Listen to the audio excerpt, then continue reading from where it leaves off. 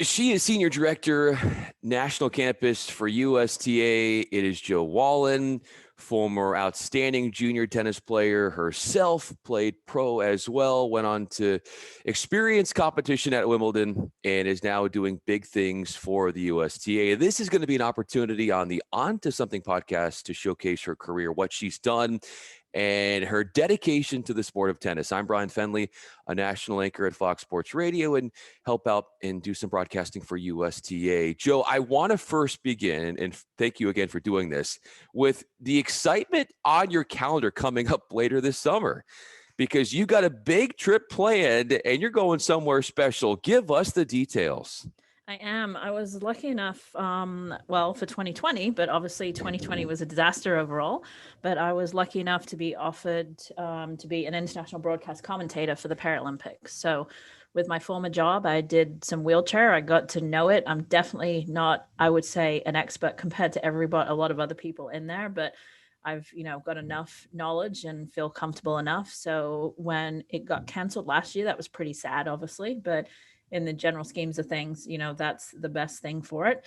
And then got offered the job again this year. So yeah, at the end of August, going over to the Paralympics, kind of unsure what it's going to be like, right? I think I'm going to be in a broadcast booth and not really, able to go many places. Hopefully I can experience more of just than wheelchair tennis, right? For the Paralympics, and see other amazing athletes out there, but super, super excited. That's kind of been a side gig that is a little bit of a passion for me. Done some commentating and I really actually enjoy it. So it's just, it's not part of my job, but it's part of my passion and my career, I would say too.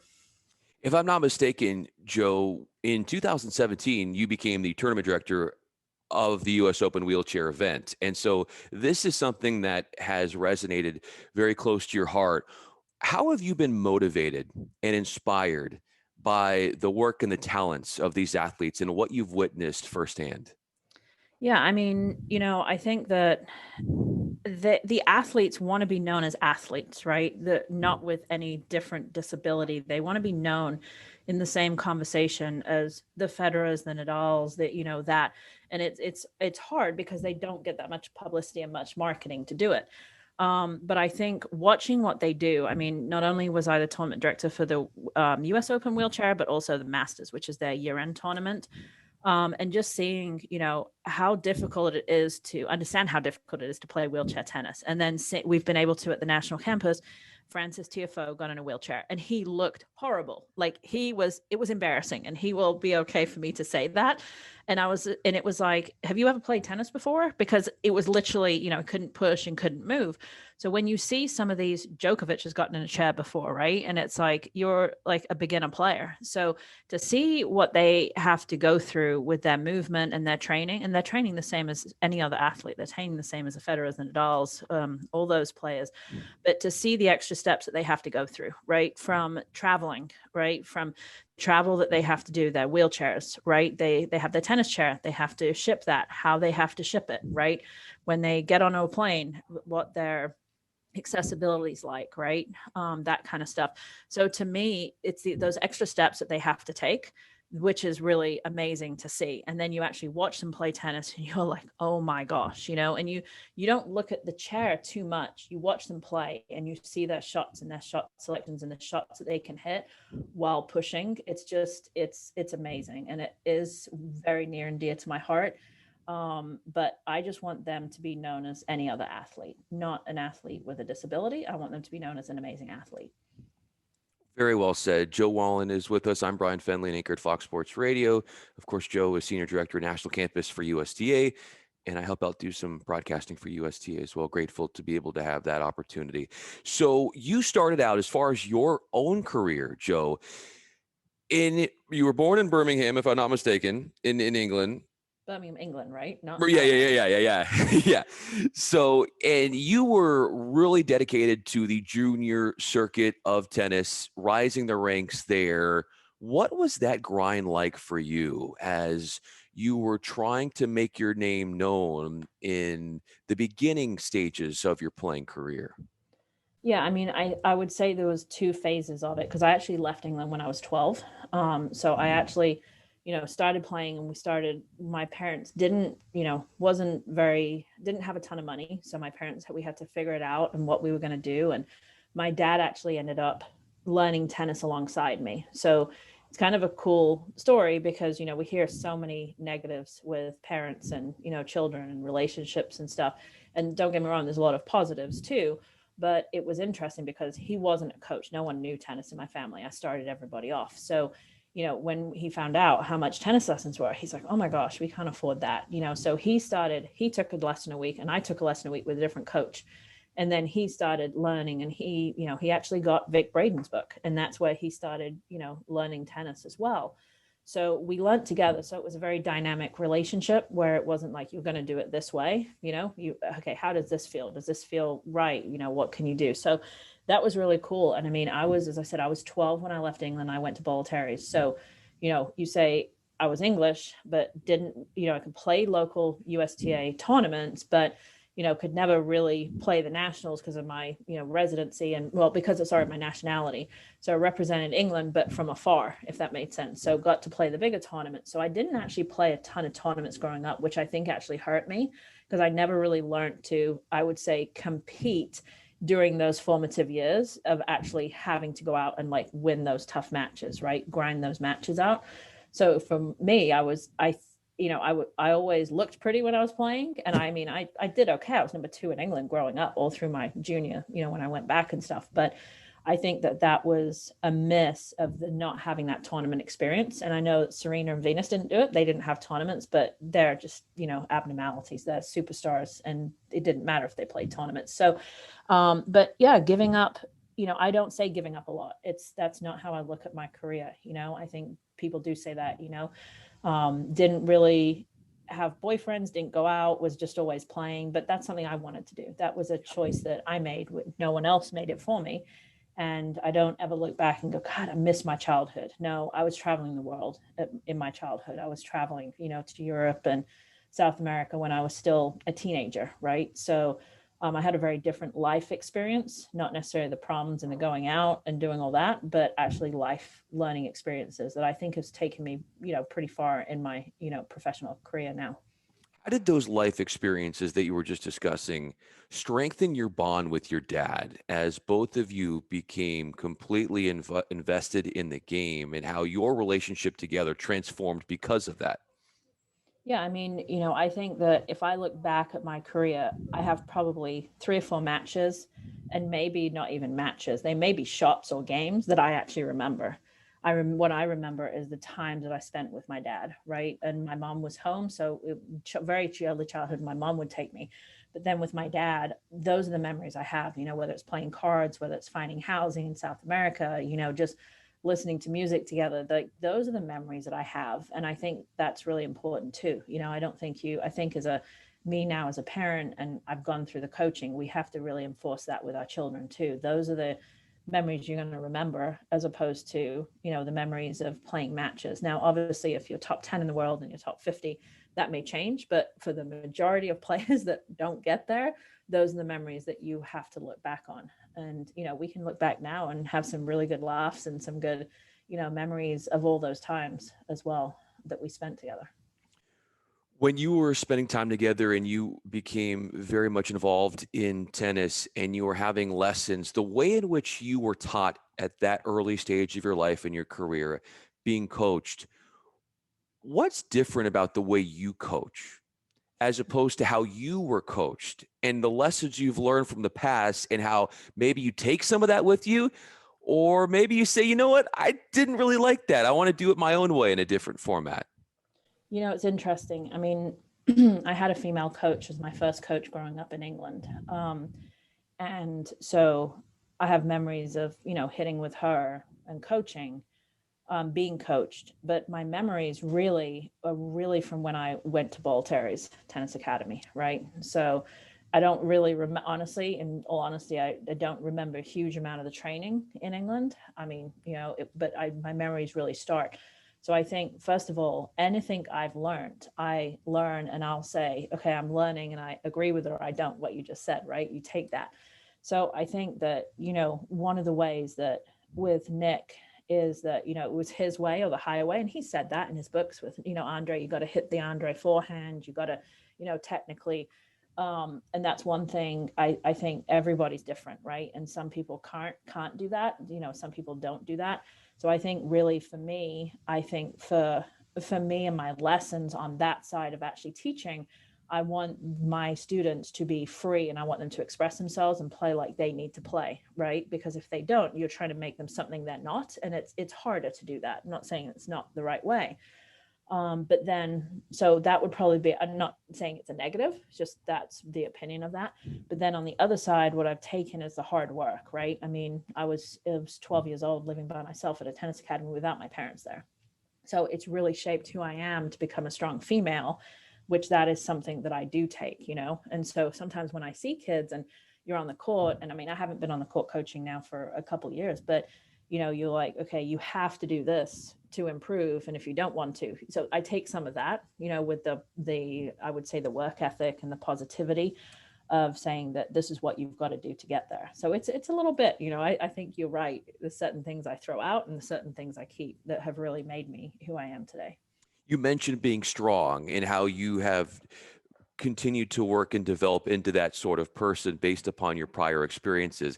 How do you feel like you have been that strong presence, not only on the tennis court, but also in your life and what you do beyond the sport of tennis?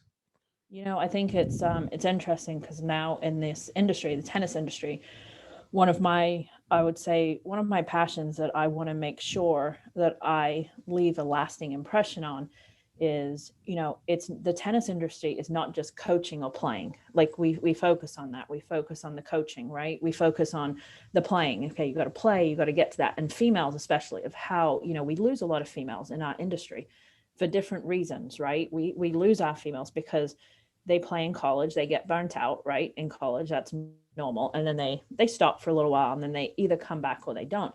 But then if you're coaching, you usually, when you're coaching, you have to coach at the times when it's family time, right? The nights and the weekends. So once you start having children, it's really hard for a female to do that unless you've got a husband that's a regular, I'd say a regular, I don't mean that in a bad way, like a 9 to 5 job. Sure. That can really support that and that doesn't mind, right, you being gone on nights and weekends. Or as a female, you don't want to do that to your children. You want to be there watching your children play their sports and do their sports, right? So I think that for me, showing females out there that there's a different pathway and it doesn't have to be making it on the tour, right? I did not make it on the tour in any way. I lost all my money and most of my parents' money on the tour trying to make it, living that dream. But then also going into coaching, right? There's different ways. There's way many different careers out there than just, coaching.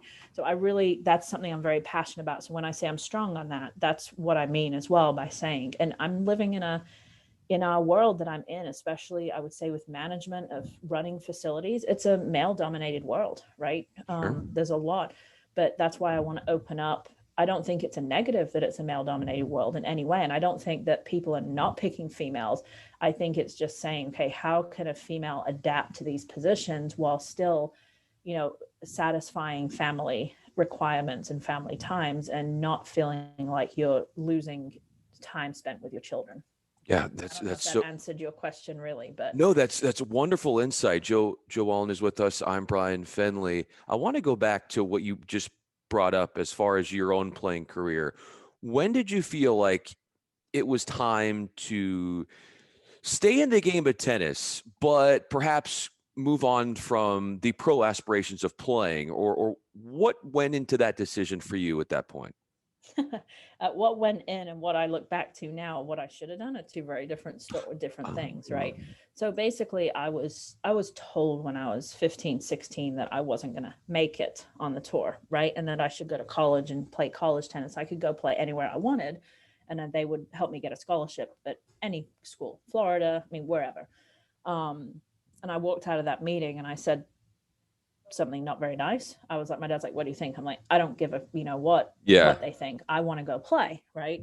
So I ended up playing, and probably now looking back, playing for too long. Right. And I think what it is as well, you have those moments when you're playing matches where you're so close to breaking through, right? You play somebody, you maybe get a wild card or you play qualies and you get to the last round and you lose and you play someone maybe top 50, top 100, right? And you're 200 and you have set points. I mean, I remember there's one match I lost 6-6 to someone that was like 80 in the world, and I had set points in both.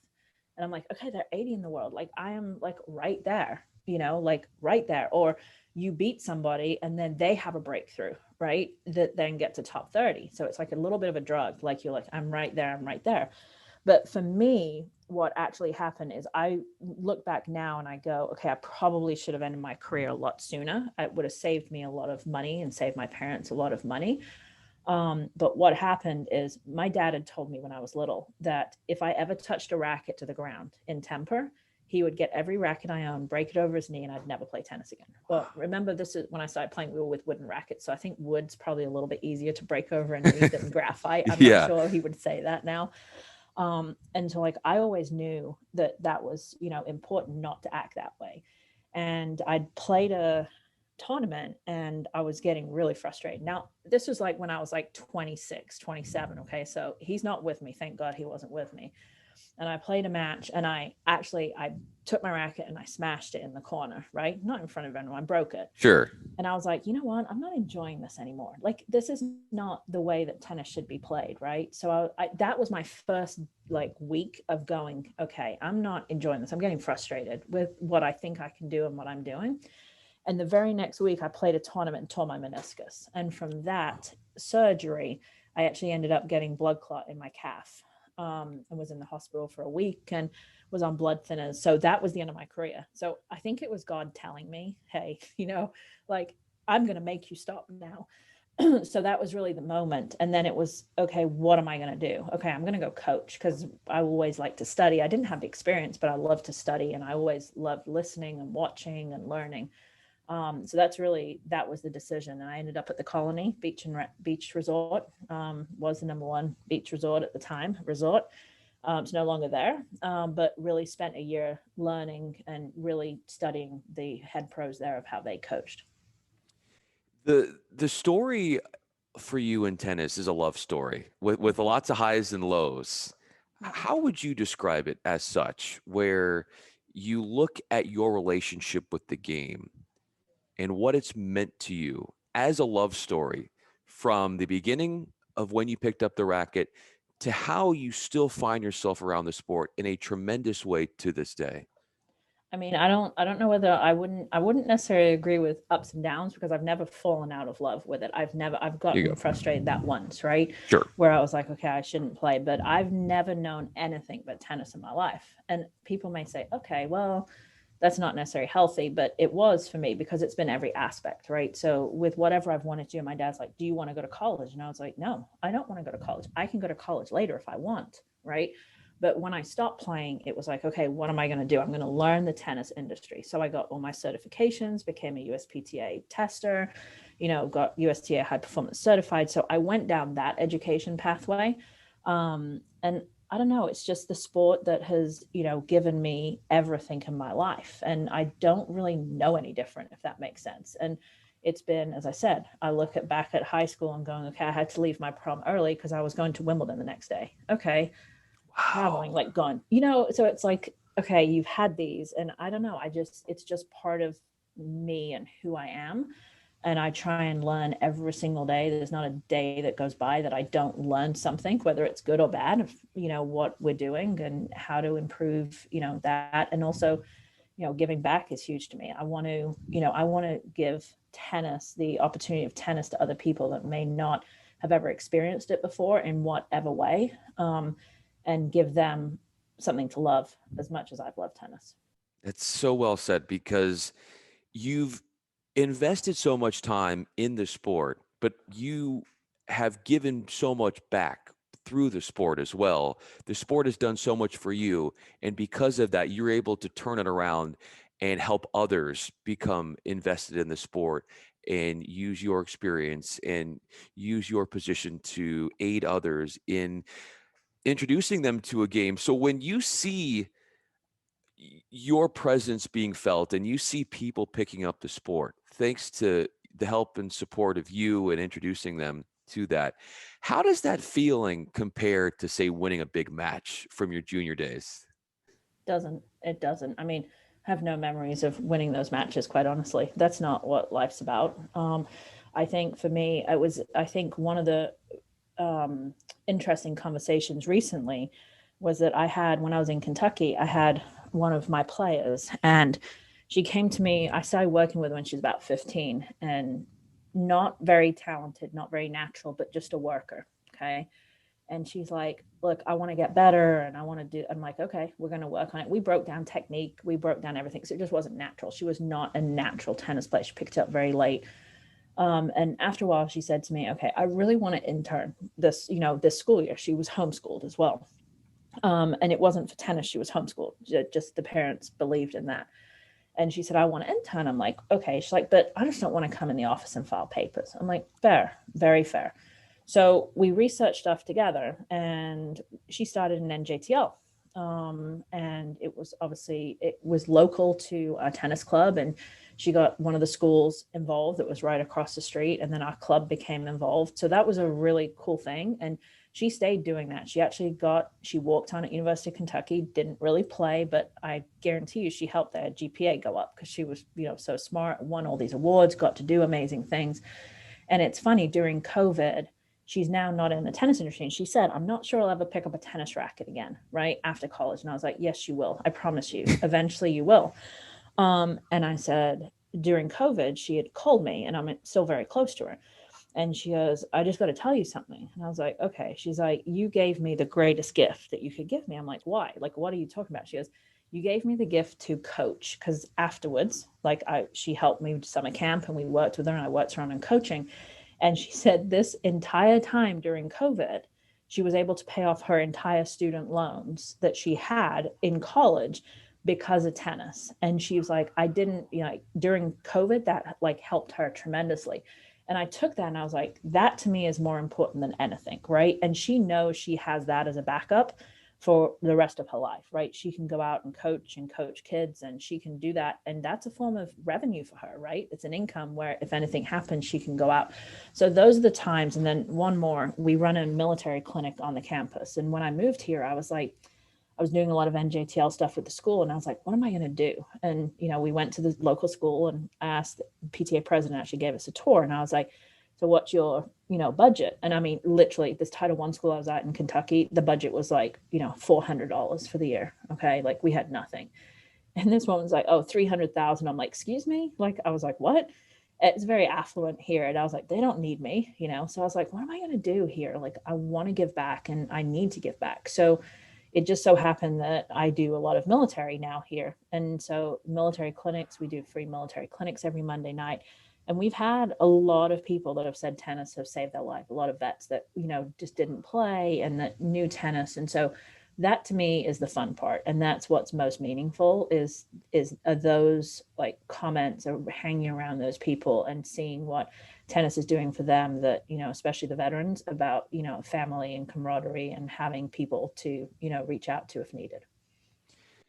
Tennis is spoiled to have Jo Wallen, and it's a better off sport because of it. Jo Wallen, really appreciate you, Senior Director, National Campus for USTA. I'm Bryan Fenley, an anchor at Fox Sports Radio, and help out with USTA in the commentating world. I am moved by your discussion. I'm inspired by what you've done, and I'm excited for a lot of people to hear more about your story. And you pieced it together so eloquently, and I really appreciate your time.